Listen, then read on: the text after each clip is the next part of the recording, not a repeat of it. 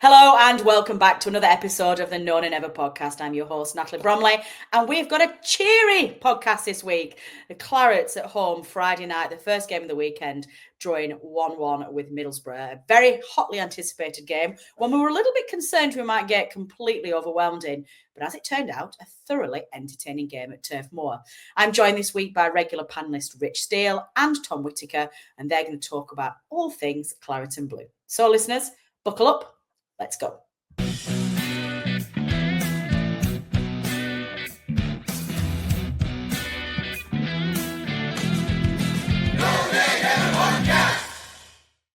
No Nay Never podcast indeed. Thomas, welcome back to the show. How are you, sir? Hi, Natalie. I'm very well, thanks. I've just about dried out from Friday night. So, that was there were some conditions at Turf Moor on Friday night. Rich, how are you? Yeah, all good. Hello, Natalie. Hello, Tom. Hello, everybody. I hope we're all well and good. Yes, the politest openings of our entire podcast cast does Rich, and I love it so much. So we are back. Very quick turnaround again, as tends to happen, not just in the Championship at this time of year. The Clarets have had their weekend wrapped up nice and early, a 1-1 draw at home to Middlesbrough. Tom, a thoroughly entertaining game. Yeah, it's really enjoyable. I think the fact that Middlesbrough didn't just come and sit 10 men behind the ball and play for a point really helped. I think pretty much every home game we've had this season, apart from that one, has been teams who've just come to do that. They looked a really good side. I think I was expecting a kind of end-to-end bit of a ding-dong. Towards the end of the game, you could tell they were settling for a point. There was suddenly the invisible sniper appeared and took a few of their players out with headshots. But other than that, they looked a good side. They played some good stuff. I really liked Hackney in midfield for them. I thought he played some lovely balls through. On the counter-attack, they looked really dangerous. Finished 1-1. It could have easily been 2-2 or 3-3. I thought it was a really good advert for Championship football. And given that we've served some absolute dross up on Sky this season, I'm sure they were delighted to be covering that one for a change. Yeah, definitely. Rich, going into the game, we were a little bit worried in some respects that, we thought it was going to be the toughest test we were going to meet so far this season. A lot of us were saying we'd probably be all right with a point, to be honest. They were came into that game conceding quite a lot of goals, but scoring quite a lot of goals as well. So we did wonder what the test was going to be. But actually, very, very even game. And dare I say it, we probably edged it. Maybe that's biased, I don't know. Yeah, I just echo Tom's point. I enjoyed the game. It was probably the game I've been looking forward to the most since the first game of the sweet season away at Luton. We've been playing better. I knew Middlesbrough wouldn't just completely sit in a shell, so I thought it would be a little bit more open. I personally thought a draw was the fair result. I thought first half we were the better team. Second half they was the better team, and like Tom said, towards the end, the game fizzled out a little bit. They started time wasting. Parker, I think, got a little bit muddled up with his subs, maybe a couple of injuries here and there, and then I think a draw was a fair result, and I'd expect both of those two sides to be in the promotion hunt at the end of the season. Do you think, though, that a lot of people going into that game were suggesting that Middlesbrough were better than we were. I fully expect, Rich, that we will stay above them in the league. I don't see them as automatic promotion contenders, but I do still see us as pushing for at least second, if not first. I personally think Middlesbrough could go up automatic because I've not seen a team yet who particularly stands out, and all it takes, as we know, in the Championship is to go on a really good run of form. And I wouldn't say people are saying Middlesbrough are better than us. Obviously they're the leading goal scorers in the league. They've got a lot of goals in the last few games, so I think that's probably why people. I don't know what people were, but people were saying that maybe a little bit more entertaining than us, which I think's probably fair. Well, definitely. To be fair. Yeah, definitely fair. Like Tom said, I bet Sky's glad that they got a decent Burnley game. Like Tom said, Hackney's good. I thought it was a really good battle between Ben Doak and Bashir Humphreys down that left. I thought Ben Doak looks, you can see why people are raving about him. He looks a real good talent. But I thought as the game progressed, I thought Humphreys got the measure of him. And again, two really talented young players going at it, which was great to see. And like I said, they had a couple of really good chances second half. They definitely should have scored from that set piece. Obviously, the little dink ball over the top and the glancing head, and there was a chance.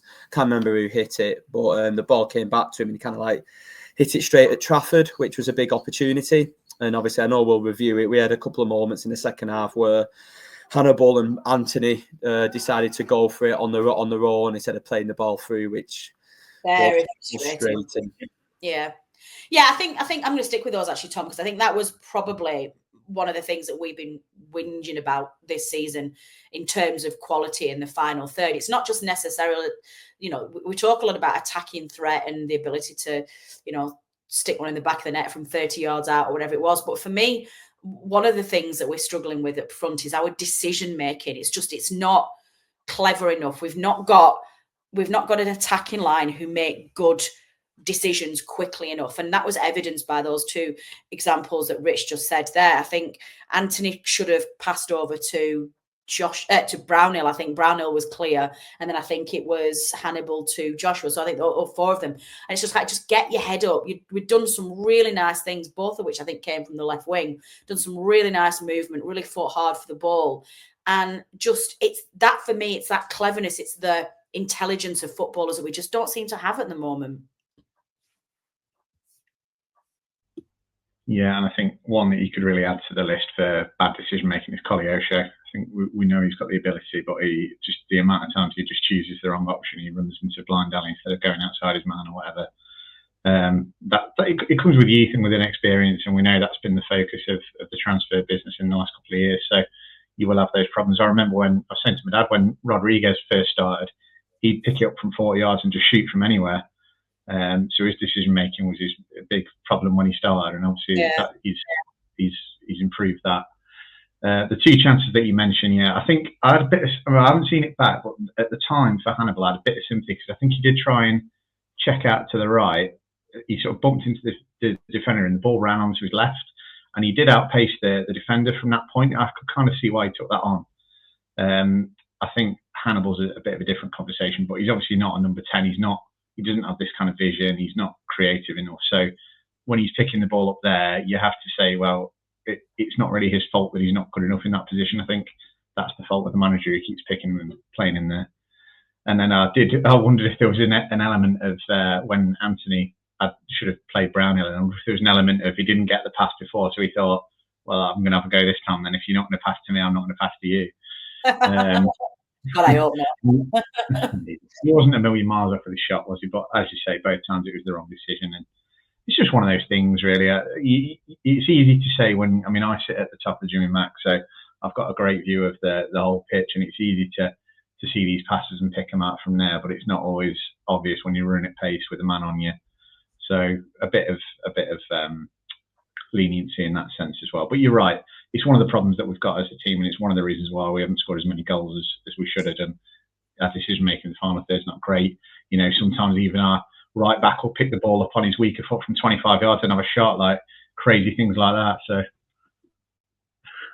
crazy things like that.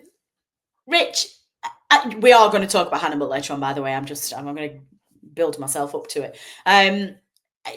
At the other end of the pitch, we obviously were disappointing news as the team sheet was announced about 6:00 on Friday or whenever it was.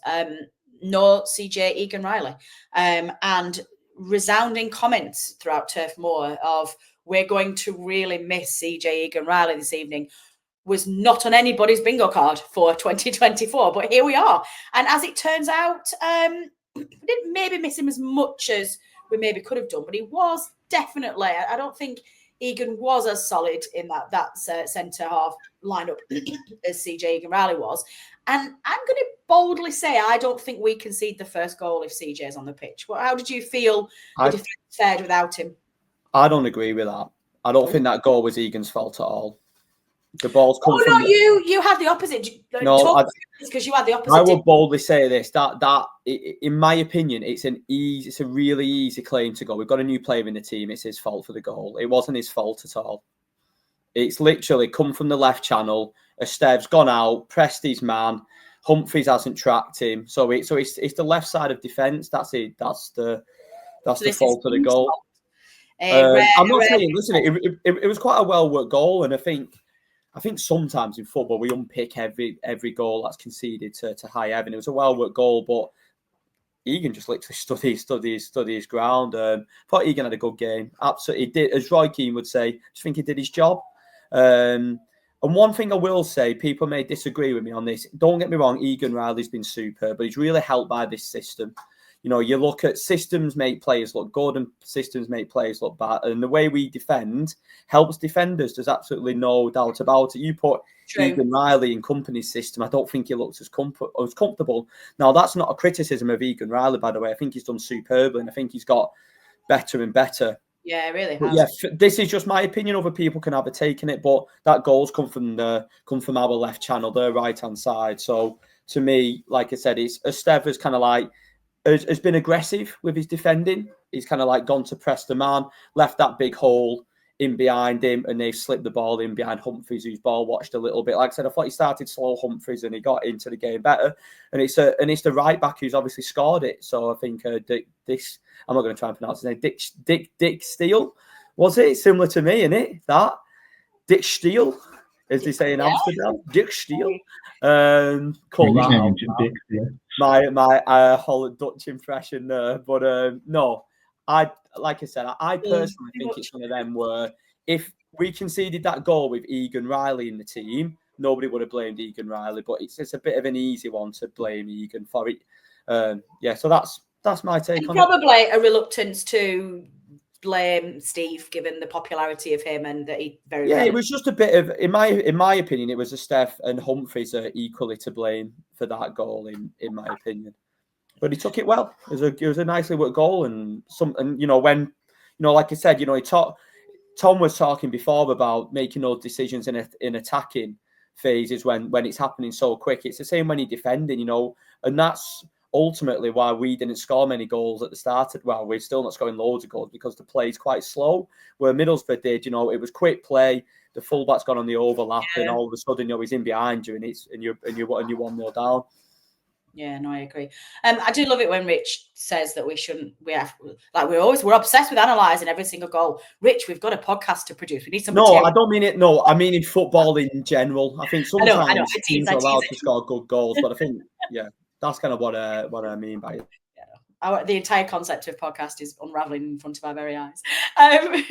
Tom, as Rich has already just said, their right back scored their goal, and ours scored ours. An absolute screamer from our young man Connor Roberts. I didn't see that one come in, but it took it blooming well. To see it as well, to see the keeper, who I think was a little bit too far off his line, if we're going to be massively judgmental, but he did well as a right back to see the opportunity and to execute it.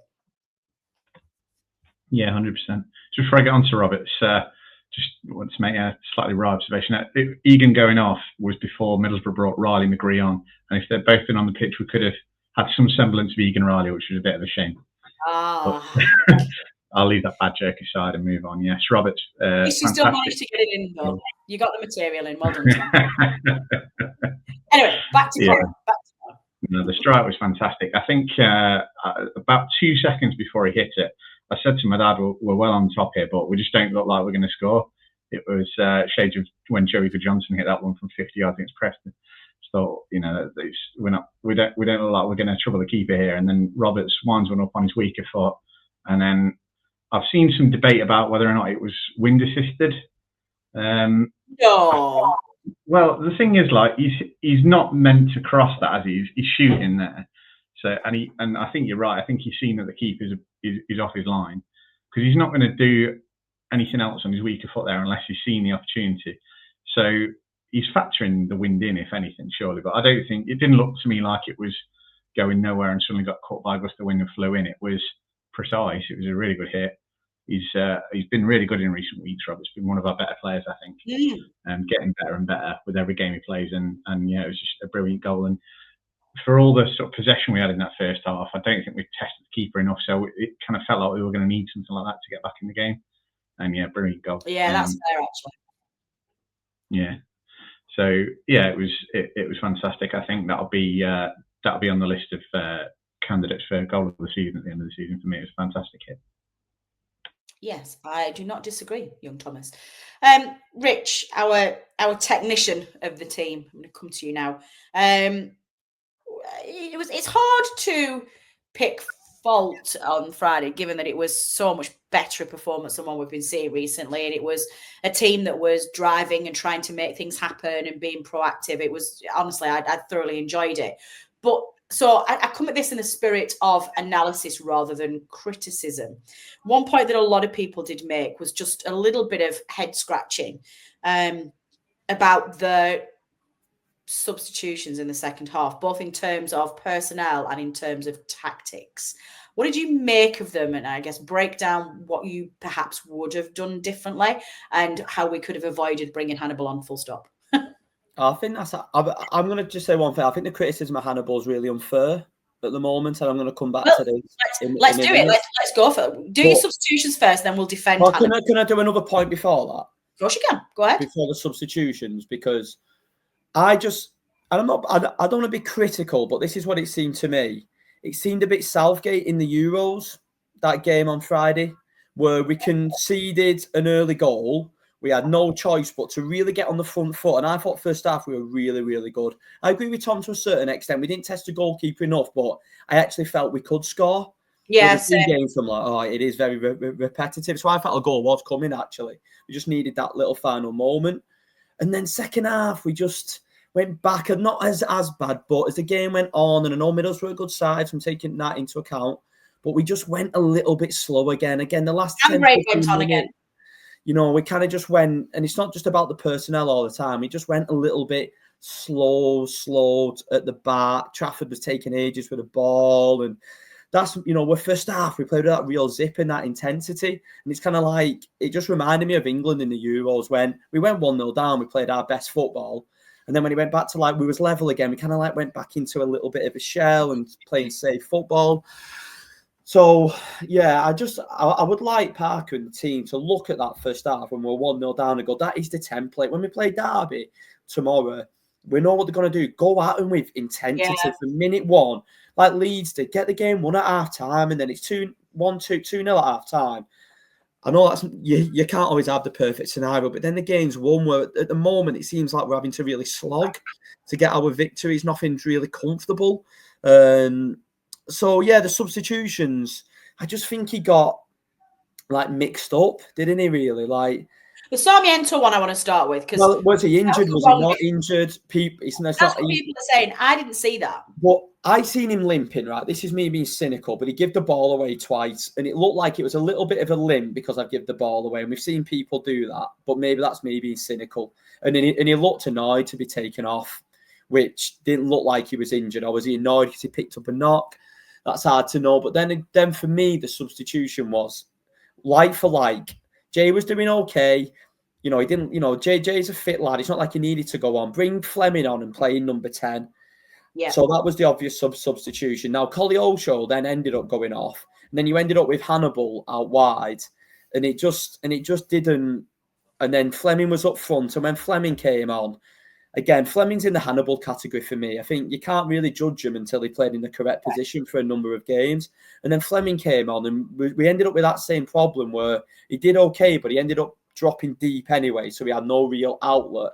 And our play just got completely, just a bit static and a bit, there was lacking that flair to maybe break Middlesbrough down as the game went on. Like I said, we did have a few moments.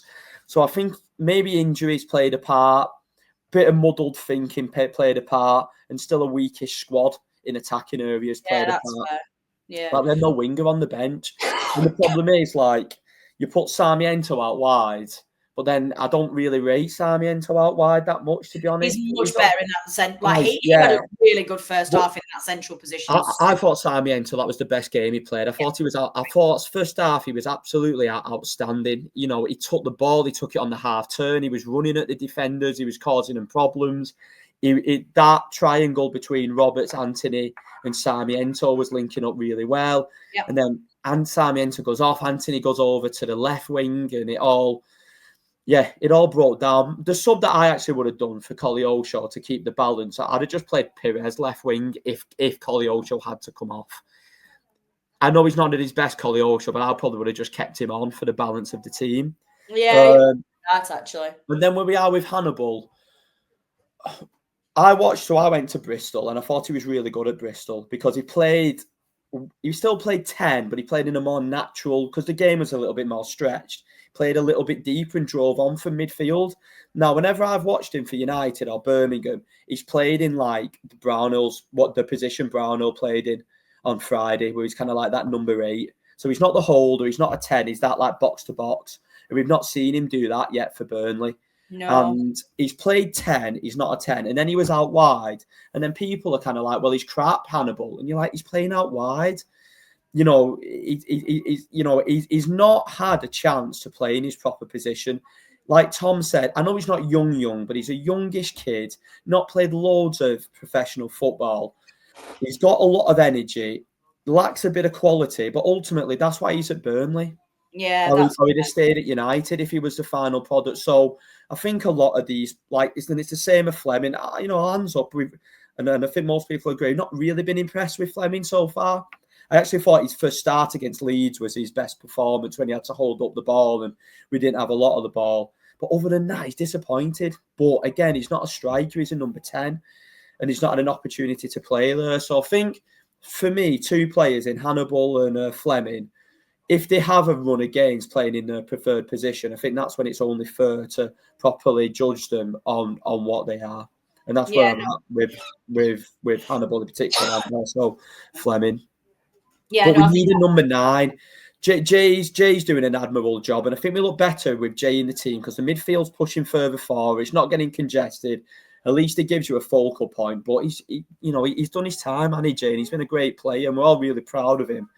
Get the odd goal here and there. But I think we need, in my opinion, we need to stay in touch in January, and we need to get a number 9 in.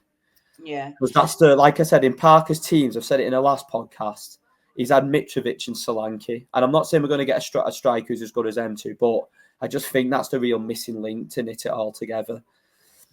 Yeah, I think they are good points, Tom. And I think, like we were saying before, we've talked about our frustration about Parker just playing with the handbrake on. And like you say, like Rich said, in that second half, he seemed to just take a step back again. It's almost like he's nervous to commit himself. Do you think that's what he's doing in this first half of the season? Do you think his strategy was always, we've sold all of our players, we've had to panic buy, this isn't the squad that I want, it's not good enough what I want, we need to get more in. We just need to not go crazy between now and January. Just stay, play safe football, get to Boxing Day, get that game over, get to the halfway point, see who we get in January, and then we really go for it in one half of the season. Is that a possibility that he could be thinking that? And then if so, knowing what we know of him, does he have the ability in the second half of the season to release that handbrake and really go for it? Because I'm nervous that he doesn't. I think, probably 3 things. Speaking more generally, I don't think that, I definitely agree with Rich. Like, we've not got enough up front. We do need a centre forward. But is the squad so bad that we need to play like we have been doing against QPR, Swansea, Preston, etc.? No, it's not. We could attack more with what we've got, despite, and there's been the excuses, he's having to play Fleming as a number 9, he's having to play Hannibal at 10, they're out of position, these two. But that he chose to do that on Friday. He didn't have to, but that's what he decided to do. So there's got to be an element of, and the squad in those positions isn't the best, agreed, but he's got Hamtodji on the bench, and obviously he doesn't rate him, but I'd rather have him at number 9 than Fleming at number 10 if Somiento has to come off at that point for me. And then, I guess it just depends on whether he's injured or not as well. But yeah, for me, bringing Hannibal on as the 10 there, and then Fleming on the 9, that we'd struggle to create and score when you do that. So, that was frustrating. I do think just on the Middlesbrough game itself, one element that we've not really discussed, element being the operative word, is the weather. I think it's pretty obvious that speaking towards the cricket field, you had the advantage, and that's why I think Middlesbrough went so deep so early when they scored. That's why we were able to keep them pressed in that half, and that's why they looked the better team in the second half as well. So I do wonder if there was an element just in that game of thinking, well, the wind's against us here. Let's say Sarmiento was injured. I've lost my best number 10. Maybe it is better to bring on. And I think Richard's right in what he says, is that it's got this kind of Gareth Southgate cautious mentality as well. Hold what we have rather than risk it and push for the win. you could argue as well it probably made sense to hold what we have in that game because we're 7-8 points above Middlesbrough. So if a draw is a better result for us than it is for them, despite the fact that we're at home, I think just on we needed to not let them get some ground on us for sure. Yeah, so you can see the thinking there in isolation. Is it a longer term trend? Yes, it is. I think we've all agreed we've been better in recent weeks. We haven't settled for one goal and sat on that. We saw that against Coventry. We saw that against Stoke. And I do think it's part of his mentality, but I do think the makeup of the squad does contribute to that as well. I think you're right. I think we probably will be a bit more risk averse when he can say swap X number 9 that we signed in January, and then you've got Foster back. Hopefully at that point you've got Rodriguez. Maybe then he'll be a bit bolder if to switch like for like with the centre forward. But it is partly his nature as well. But that's the overall trend. But I think in terms of the game on Friday in isolation, I don't think it's really the game to criticise him for being cautious because of, as I say, the problem with the elements and the fact that a draw was a better result for us than it was for Middlesbrough. So overall, yeah, it is a problem. I do, and a few weeks ago after the Swansea game, I wasn't optimistic that he was going to change, but he has convinced me a little bit since then that he has got the capacity. You've been practically cheering the past few weeks, Tom. It's been amazing. Yeah, well, it's been better, hasn't it? And it's the attitude more than anything that's been better. You know, a 2-0 win away at Stoke isn't some like incredible earth-shattering result, but it was just the fact that in that game we didn't settle for 1-0 and show up shop at that point. We controlled the game in a different way. So those kind of performances and results in recent weeks do give me a bit of hope that if we get more personnel in the centre forward position, I do think Foster's going to offer more.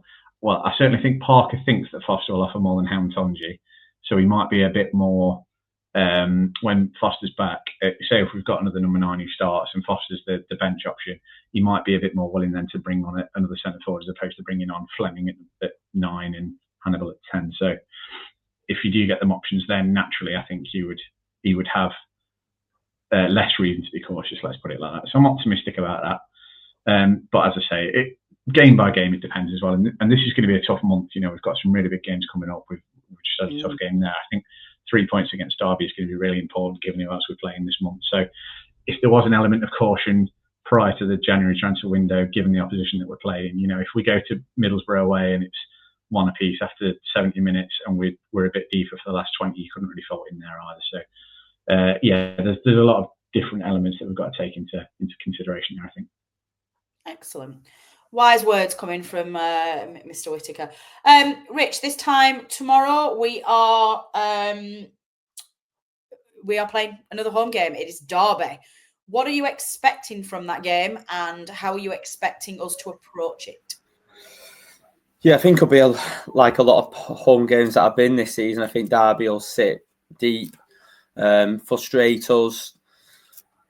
Try and take the game as deep as possible. I watched them against Leeds and I thought they were really poor, if I'm being honest. But Leeds only broke them down from a set piece initially, and then they got one straight after and it was game over. So a bit like what I said earlier about I want us to be energetic, on the front foot, full of intensity at the start of the game and try and get an early goal because that'll force Derby to come out a little bit. But it's a game, like Tom said, we have got some tough games coming up. We've got like Watford at home, Sheffield United away from home.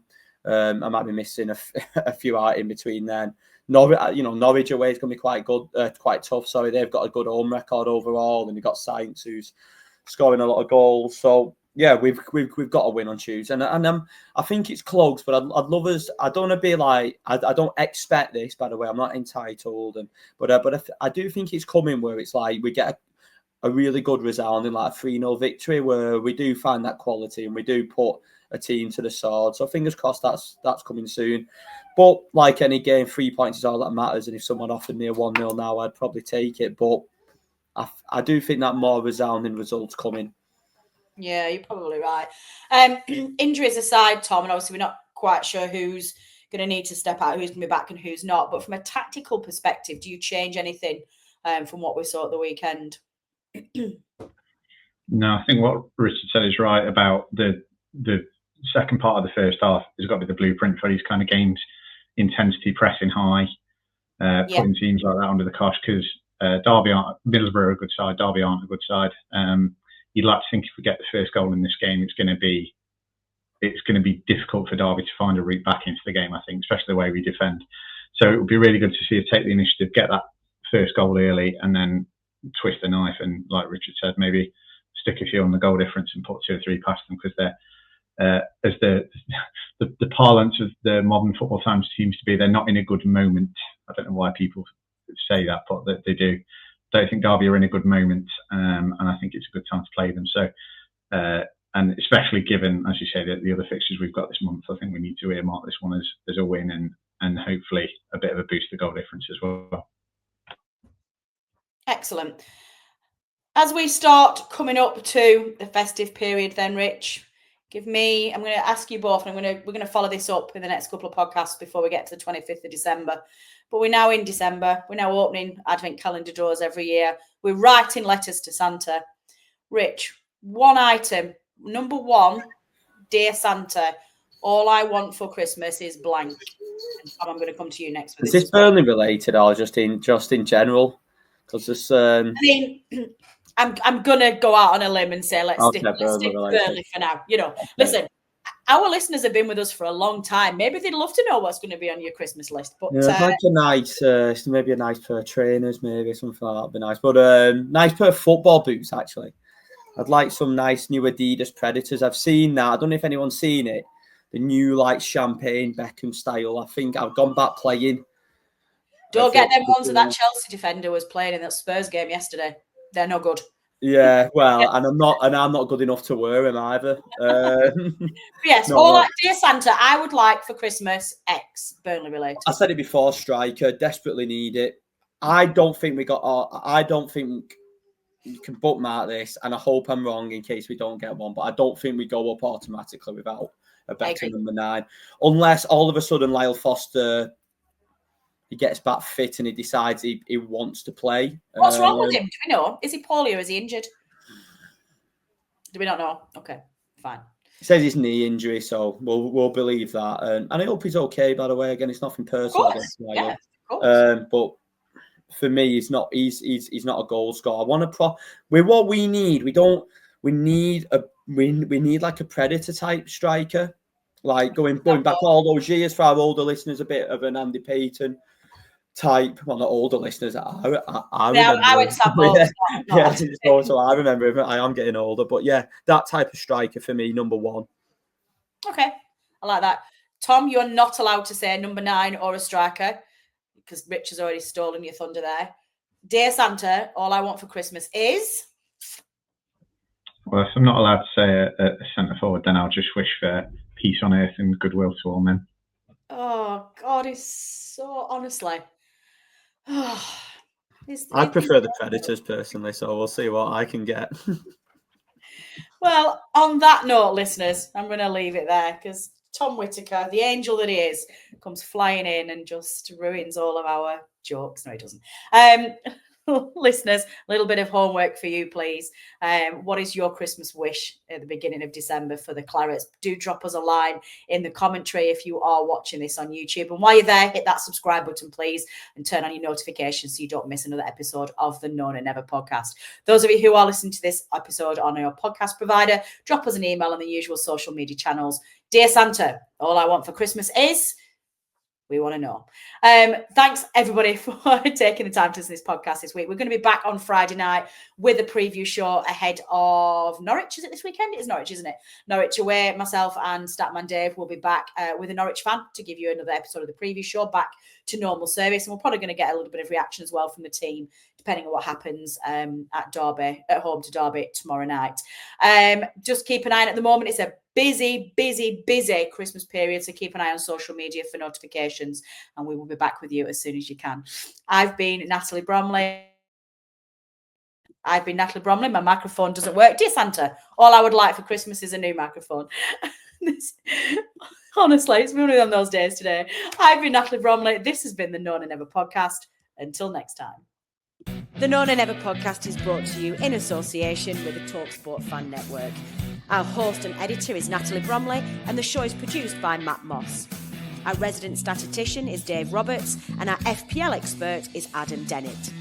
The Analysis Show team is collectively Tom Whittaker, Rich Steele, George Poole, Charlotte Rigby and Adam Dennett. Our music is provided by George Gaskell, and our newsletter team is headed up by Jamie Smith. If you don't already, you can subscribe to our newsletter by visiting nonanever.substack.com. Thanks as ever go to our partners talkSPORT. We are proud to be associated with the talkSPORT Fan Network.